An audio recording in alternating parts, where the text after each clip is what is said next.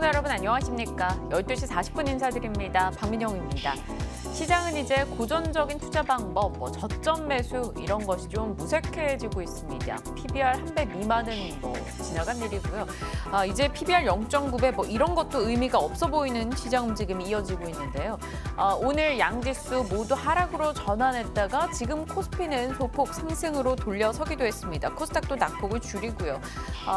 개인 투자자들을 가지고 시장이 밀고 당기기를 하며 장난치고 있다 이런 느낌까지 많이들 받는다 글을 올려주시는데요. 여전히 변수들은 널려 있죠. 미국의 중간선거, 추가 금리 인상에 대한 부담감, 그리고 미중 무역 분쟁 우려까지 지수에 발목을 잡고 있습니다. 삼성전자와 SK하이닉스가 52주 신저가를 나란히 기록하는 오늘장 진행이 되고 있는데요. 어떤 종목으로 눈을 돌려야 되는 걸까요? 어디까지 하락할 것이다 이런 것이 아닌 이제 정말 말 그대로 대응의 문제를 맞이하는 시기입니다. 꼼꼼하게 전략 챙겨보도록 할게요. 박민영의 SNS 시작합니다.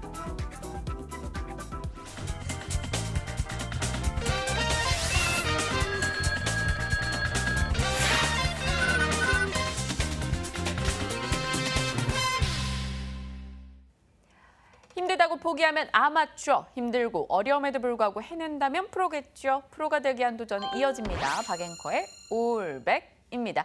이 시각 함께하는 두 분과 인사 나누면서 시장과 포트 이야기 들여다보도록 할게요. 한국투자증권 이브랜드 박지영 차장님 그리고 에이콘스탁 신준섭 팀장님 모셨습니다. 어서 오세요. 안녕하십니까. 네, 안녕하십니까. 두 분과 마주한 이 시간 12시경 들어오면서 일단은 양지수가 낙폭을 줄이고 있습니다. 시장에 대한 이야기 살짝 좀 질문을 드려보고 싶은데요. 박 차장님, 이 중거리 핵 전력 조약이라고 그러죠. INF 파기 이야기가 나왔습니다. 볼턴 측에서 러시아에게 조만간 통보할 것이다 이런 이야기를 내놨고요. 미국은 지속적으로 러시아도 안 지키고 중국도 안 꼈잖아 라며 이 갈등의 불씨를 계속 지피고 있는 상황인데요. 이것 때문에 밀린다? 이것 때문에 외국인 매도가 나온다? 이렇게 생각해도 되는 겁니까? 많이들 그런 얘기를 하길래요. 그렇게 생각하면 안 되죠. 영향은 있을지도 모르겠지만 미국이 전방위적으로 너나 할 것 없이 아군 적군 할 것 없이 지금 다 때리고 다니고 있거든요. 남중국해에서 중국이랑 항공모함으로 한번 붙겠다라고 해서 한번 후루룩 떨어졌잖아요. 그건 이제 시장에 이유를 찾기 위해서 그런 거고 중장거리 핵 조약 안 하고 핵을 계속 만들겠다. 이게 사실 어떻게 보면 일맥상통한 이야기인 것 같아요. 미국의 국력을 키우기 위해서 미국의 해가 되는 것들은 그냥 가만히 두지 않겠다 이런 것들의 하나의 일환이지 않나?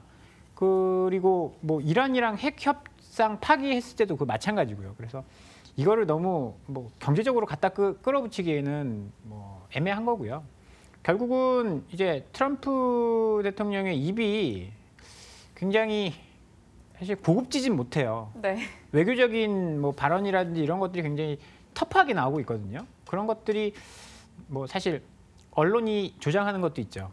언론은 거의 대부분 트럼프 대통령의 적이거든요. 그리고 미국의 그러니까 뭐라고 해야 되죠? 상류층? 상류층들도 거의 대부분 트럼프를 싫어합니다. 그런 것들이 조금 부각이 돼서 그런 거지. 이것 때문에 시장이 빠진다라고는 볼 수 없을 것 같아요. 시장이 빠지는 거는요. 거의 무역전쟁 때문이다라고 보는 게 맞는 것 같거든요. 지금까지 시장 하락한 국가들 보면 이제 환율 조작국 이슈에서 우리가 벗어났다라고는 했지만 이제 관찰 대상국을 한번 보면요. 관찰 대상국 주가를 한번 보면 정말 많이 빠졌습니다. 6개의 국가가 관찰 대상국으로 지정이 됐는데 그중에 제일 많이 빠진 게 중국이고요. 벌써 20% 넘게 빠졌으니까. 그다음에 한국이 이제 고점 대비해서는 20% 가까이 빠졌지만 올해 한 해만 15%가 빠졌거든요. 또 어디가 있죠? 독일도 미국 수출 굉장히 많이 하잖아요. 독일도 지금 주가가 어마어마하게 빠졌어요. 10% 이상 빠졌거든요. 거기다 일본은 작년에 어마어마하게 주가가 좋았었고 올 초에 이미 많이 떨어졌기 때문에 네. 연율로는 그렇게 많이 안 빠졌는데 차트 보시면 일본도 처참합니다. 인도 6개 국가는 인도도 작년에 인도만큼 좋은 신흥국 없다라고들 하면서 엄청 추켜 세웠어요. 그런데 지금 주가 보시면 완전 박살나 있습니다. 7월 이때부터. 아마 무역전쟁의 이슈가 지금 시장을 이렇게 문제를 만들고 있는데 저는 그게 해결되기 전까지는 조금 어려울 것 같다. 제가 한번 급락 나왔을 때 올라갈 때 그런 말씀 드렸잖아요. V자형 반등 없을 거라고. 그런 말씀을 드렸는데 시장을 너무 이제 긍정적인 뷰로만 바라보기에는 조금 너무 많이 오지 않았나라는 생각을 좀 말씀을 드려볼게요. 하락을 확인하고 뭐 들어가자 이런 얘기가 많은데 사실 하락이 언제 어디쯤일 거라는 예고가 없는 거니까요. 저희는 좀 상황 지켜보고 정말 되돌리는 과정을 좀 보고 들어가야 되지 않을까 이런 생각이 듭니다. 매일이 블랙데이야라는 이 시청자분의 글도 올라오는데 마음 한켠이 아픕니다. 현재 포트 상황 어떻게 진행되는지 보고 팀장님께 또 이 포트에 대한 질문 좀 드려볼게요. 5가지 종목 중에 오늘요 서울반도체 매지온이 올라갑니다. 분명 장 출발할 때는 5개 종목 중에 삼성전자 빼고 다 올랐었는데 지금은 좀 살짝 탄력이 둔화됐죠. 삼성전자 10% 손실로 가장 큰 손실 내고 있고요. 현대엘리베이터, 일진머티리얼즈, 서울반도체, 매지온 모두 다 손실 구간입니다. 서울반도체가 그나마 좀 오늘 올라주면서 3%대 손실 그치고 있네요. 신준섭 팀장님 어떻습니까? 이제 시장을 반영했을 때 포트 좀 슬슬 정리를 해봐야 되는 걸까요? 어떻게 해야 될까요? 네, 글쎄요. 일단 현재 있는 포트폴리오 안에서도 좀 집중을 할 필요는 있을 것 같은데요. 지난번에 처음 출연했을 때에도 말씀을 드렸던 게 이제 삼성전자에 대한 비중을 계속 말씀을 드렸던 것 같아요.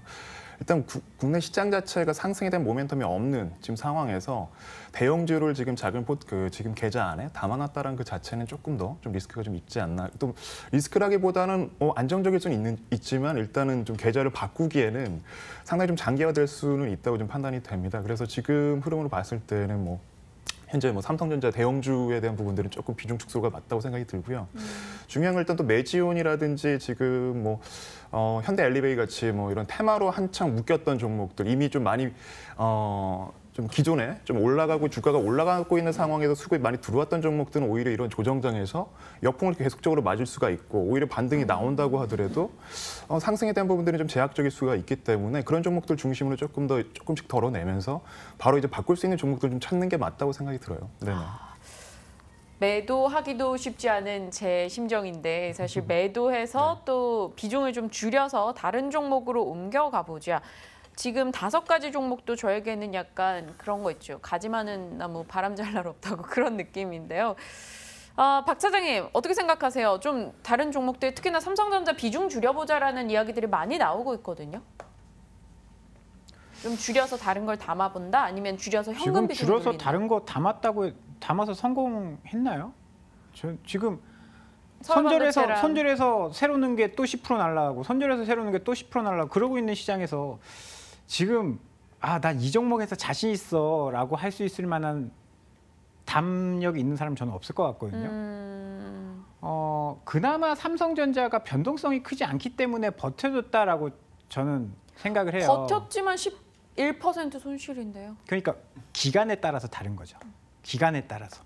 지금 만약에 지금 많이 올랐었던 종목 같은 경우에는요. 지금 최근에 하락 구간에서 20-30% 그냥 한 방에 날아갔어요. 근데 그런 거에 비하면 변동성을 조금 삼성전자가 잡아줬다라고 보는 거고요. 지금 시장은 글쎄요.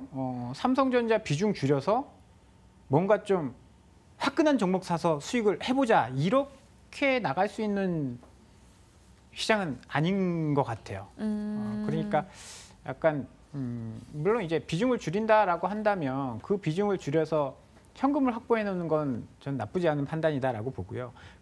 이거 삼성전자 빼가지고 약간 이제 스몰캡 화끈한 거 딱 잡아서 한번 만회를 해보겠다. 이러기에는 지금 하락 종목 수가 너무 많아요. 확률상 너무 떨어진다라는 거죠. 네. 위험해질 수 있습니다. 고민스럽네요. 그렇다면 사실 오늘 두 분과 종목 이야기 나누는 게 의미가 있을까요? 어제도 저희 사실 이런 맥락이었어요. 어제도 두 분이 종목을 준비해 주셨는데 그냥 그들 종목 얘기를 하지 않고 시장 얘기로 그냥 즉각적으로 풀어갔었거든요. 어떠세요? 오늘 저희 종목 날리고 시장 얘기할까요? 아니면 지금 시장에 궁금해하실 만한 급락하는 FNF 같은 것도 있고 또 엔터주들도 있고 이러니까 이런 얘기를 좀 풀어볼까요? 장이 안 좋더라도 공부는 해야죠. 알고 있어요. 그 다음에 장 좋아진 다음에 그때 딱 듣고 그때 살게요. 이러기에는 장이 순발력이 좀 떨어질 수도 있고 미리미리 알아놔야 그럼 대응을 할 거 아니에요. 그렇다고 해서 손 놓고 시장 얘기 한다고 종목에 대해서 뭔가 바뀔 수 있는 그런 건 없잖아요. 그러니까 미리 알아간다는 차원에서 준비해 놓은 건 저는 하는 게 좋지 않을까 벌써 시간이 얼마 안 시간이 남았지만. 많지는 않지만 네. 팀장님께서도 그냥 종목 얘기하시는 게 네, 나으시겠어요? 같은 생각입니다. 어차피 시장 분위기는 뭐 누구나 다 알고 있는 지금 상황이 있고 그렇다고 시장 하나하나 때문에 불안하다고 우리가 투자를 안 하는 건 아니기 때문에 지속적으로 기업에 대한 부분들 학습이나 계속적으로 좀 모니터링은 필요하다고 생각이 듭니다. 네. 알겠습니다. 그럼 두 분의 의견을 반영해서 곧장 종목 얘기로 가보죠. 두 분의 딱 한 종목 지금 열어봅니다. 박재영 차장님의 종목은요. 삼강 M&T 그리고 신준섭 팀장님의 종목이 대정화금입니다. 삼강 M&T 먼저 갈게요. 이 파이프 강관 만들고 해양 플랜트 쪽 뭐 이렇게 종종 엮여서 움직이는 종목이던데요. 네, 제가 뭐 삼성전자 변동성 뭐 이런 얘기하면서 이런 작은 거를 좀 가지고 나와서 머쓱하긴 한데 종목을 보다 보니까 제가 생각했던 이제 사회 변화와 좀 맞아떨어지는 종목이다라고 생각을 해서 삼강 M&T를 가지고 왔고요. 이 회사가 작년에 M&A를 하면서 여러 가지 변화들이 생겼습니다. 이 조선 강관을 만드는 회사인데요. 조선업과 굉장히 밀접하게 관련이 있습니다. 이 배를 만들 때 블럭으로 해서 레고 만들듯이 만들어서 끼우는데 이 벤더라고 보시면 돼요. 현대중공업의 조선업 뭐 일정 부분을 수주를 받아서 만들어서 납품을 하는 겁니다. 수주업황, 그러니까 조선업의 수주업황이 좋아지면 실적이 좋아지는 거죠. 최근에 삼강 MNC라는 회사, 그러니까 SNC, 삼강 SNC를 인수를 하면서 네. 수주 잔고가 굉장히 늘어났습니다. 이 삼강 SNC가요, 삼성 아프라막스 탱커, 그러니까 탱커 5대를 작년에 수주를 했었는데 그 중에 몇 개의 블록을 수주를 받아서요. 그게 합쳐지면서 실적이 굉장히 수주가 늘어난 것으로 이제 보이고요. 또 하나는 IMO 2020 이게 해상에서 이제 산화물을 규제하는 규제이지 않습니까? 대우조선이 우리가 이야기 많이 했잖아요. 네. 그래서 LNG 추진선이라든지 이런 것들을 하고 있다. 새로 만드는 배는 그렇게 할 수 있는데 기존의 배들은 어떻게 할 거냐라는 거죠. 기존의 배들은 스크러버라는 이제 타랑 설비죠. 그거를 배에 장착을 해야 돼요. 그래야 이제 해상 규제를 이제 안 받을 수 있거든요. 삼강 M&T가 하는 일이 그런 일들입니다. 그런 해양 쪽에서 선박을 수리하는? 그렇죠. 수리 영역도 있고 그쪽에 스크러버라는 뭐 조선 그 평형수 이런 것들도 하고 수리 전반적인 영역을 하는 거죠. 여기다가 이제 정부가 해운 재건 5개년 계획이라고 해서 우리 해운 산업이 다 죽었잖아요. 조선도 그렇고 해운도 그렇고 그런 쪽을 살리기 위해서 노력을 많이 하고 있는데 정부 수혜도 받고 있습니다. 작년에 해양경찰청에 1,500톤급 이제 경비함을 한 척 수주를 받았어요. 사실 이제 그런 배들은 대우조선 이런 데서 만들기 좀 조그만 배다 보니까 이런 작은 업체들이 하고 있는데 이런 쪽에 대해 정부의 수혜도 받을 수 있고 업황도 개선되고 있고 IMO 2020이라는 모멘텀도 가지고 있는 그런 종목입니다. 실적이 조금 적자이긴 한데 수주 잔고가 작년에 1,200억이었는데 지금 3,000억대까지 올라갔거든요. 작년 수주 저점을 찍고 올라가고 있습니다. 그런 점으로 봤을 때는 앞으로 긍정적으로 봐도 좋을 것 같고요. 이제 M&A 하면서 재무구조가 좀 안 좋아졌어요. 조선업이랑 사실 망해 나가는 업체가 되게 많잖아요. 그래서 좀 불안하긴 한데 올해 300억 정도 유증을 했습니다. 뭐 유증한 거 안 좋은 거 아니냐. 근데 8월 8일 날 상장했기 때문에 유증 물량이 상장했기 때문에 지금 한 2달 정도 지났잖아요. 어느 정도 오버행 이슈는 조금 지나갔다라고 보고 최근에 기관 쪽이 공격적으로 매수를 하고 있거든요. 그런 점을 봤을 때 관심 있게 봐도 좋을 것 같습니다. 조선 부분에서는 한국이 가지고 있는 경쟁력이 분명히 있긴 한데 그동안 이 수리조선에서는 저희가 현대미포조선 이 사업 접고 나서 딱히 없었다고 해요. 그래서 얼마 전 인터뷰인가에서 봤었는데 이 한국 조선 배들이 그 싱가포르에서 이 수리를 받으려고 줄을 서서 기다리는 게 너무 안타까웠다라는 조선사 회장님의 이야기를 들었는데 그렇다면 이 수리조선 사업 같은 경우도 모멘텀을 안고 앞으로는 추가 기대감을 더 가질 수 있는 건가요? 이 회사가 M&A 한 게 이제 상방 SNC라는 회사인데 우리나라에서 유일한 그러니까 자동차로 보면 정비소죠. 아까 이야기한 것처럼 이제 정비소 역할을 하는 그런 업체인데 업력이 오래된 배들이 많이 돌아다닐수록 뭐 실적은 좋아질 수 있겠죠. 그래서 수리조선 부분도 기대를 해볼 수 있는 영역이다라고 보시면 좋을 것 같아요. 네, 삼강 M&T 이야기를 해주셨어요. 자세하게 조선 업황 부분까지 언급을 좀 주셨는데요. 일단 팀장님의 종목까지 듣고 나서 두 분의 종목에 대한 각각의 의견을 좀 나눠보도록 하겠습니다. 신준섭 팀장님의 다음 종목이 대정화금이에요. 대정화금. 뭔가 금속 쪽 느낌이 나는 업체 뭐 이런 건데 또 들여다보니까 아니더라고요. 네, 맞습니다. 이게 좀 생소하신 분들이 많이 계실 것 같은데 그래서 동사 같은 경우에는 업력이 50년이 된 이제 화학, 정밀화학 쪽으로 보시면 될 것 네. 같아요. 근데 일단 왜 잘 부각이 안 된 이유는 일단 전방 산업 쪽에 뒤에서 이제 후방에서 계속 지원을 하고 있기 때문이라고 보시면 될 것 같은데요.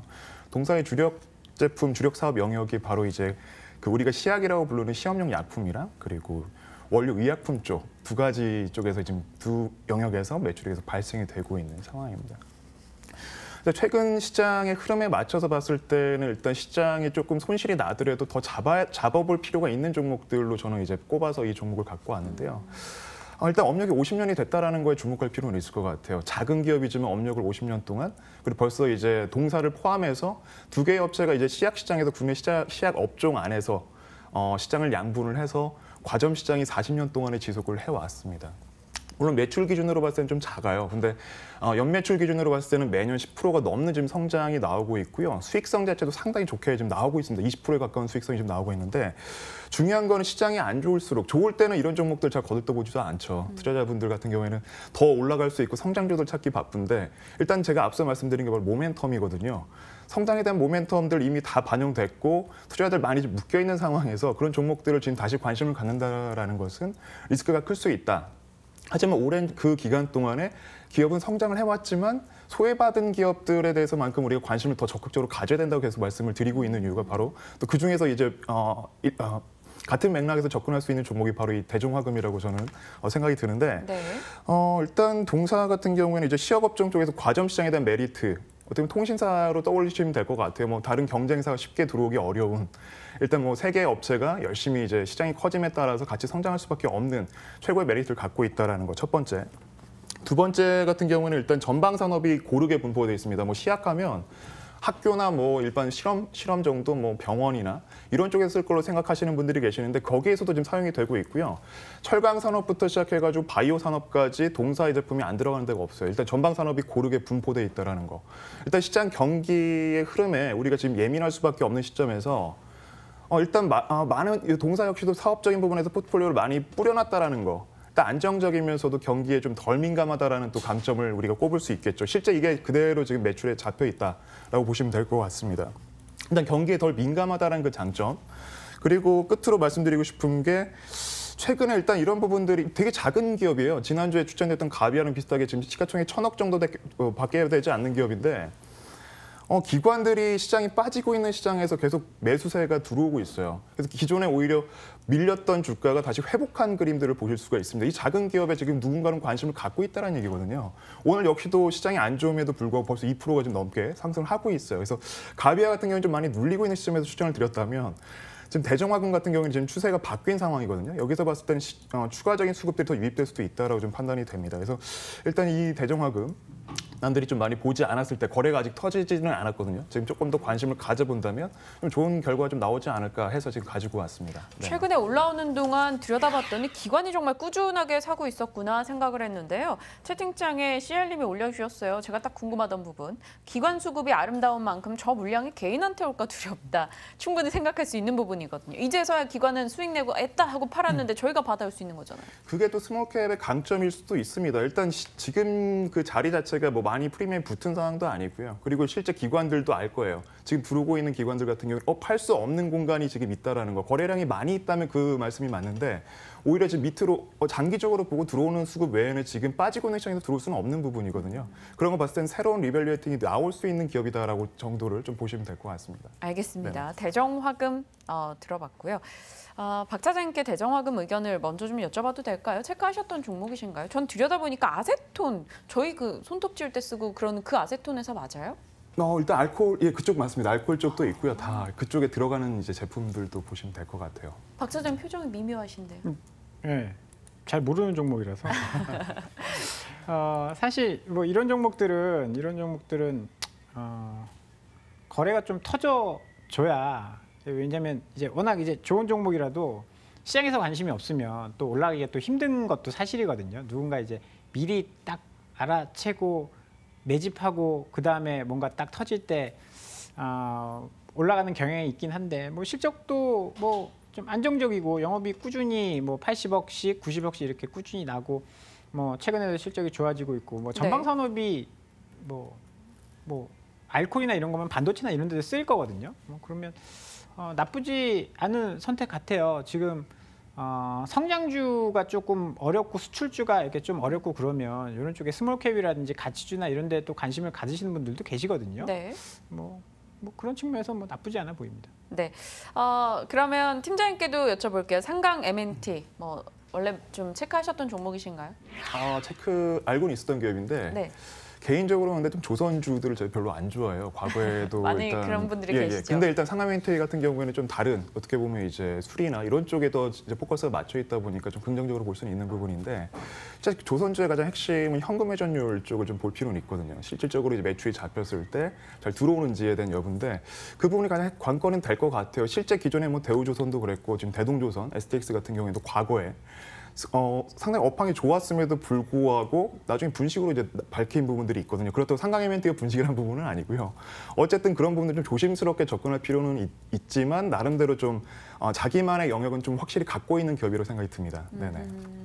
알겠습니다. 각각의 종목에 대한 두 분의 의견을 여쭤봤고요. 시간이 1분 정도 더 있어서 오늘은요 제가 매수하지 않을 겁니다. 네, 시장 분위기상 좀 종목을 새로 담아서 다시 한번 말씀 주신 대로 새로 샀는데 손실나고 새로 샀는데 손실나고 이게 반복이 되다 보니까 조금 지친 것도 있고요. 오늘은 좀 쉬도록 할 거라서 사실 이성투님께서 올려주신 FNF 질문 차장님께 드려도 될까요? FNF 오늘 급락해서 좀 걱정하시는 분들이 계신 것 같아요. 일단 뭐 오늘 급락들이 막 나오고 있더라고요. 여기저기서 나와요. 여기저기서 나오고 있습니다. 이게 조금 리스크 관리가 필요할 것 같아요. 뭐 실적도 좋고 한데 일단은 빠지는 장에서 실적이 무슨 의미예요? 밸류에이션 아무 의미가 없거든요. 일단은 빠질 때는 조금 물량을 줄이시는 게 저는 좋을 것 같다는 말씀드리고. 네, 코멘트 드렸습니다. 오늘 뭐 엔터주를 비롯해서 급락하는 종목들이 나오고 있는 만큼 여러분들도 리스크 관리에 조금 초점을 맞춰 주셔야 될 것 같고요. 딱 한 종목은 꼭 참고하시면서 여러분들이 시장 분위기 턴할 때 그 시점에 꼭 관심을 가지고 이들 종목 넣어보시는 것도 좋을 것 같습니다. 오늘 이 박재영 차장님 그리고 신준섭 팀장님과 함께했고요. 이 시각 여기서 같이 인사드리도록 하겠습니다.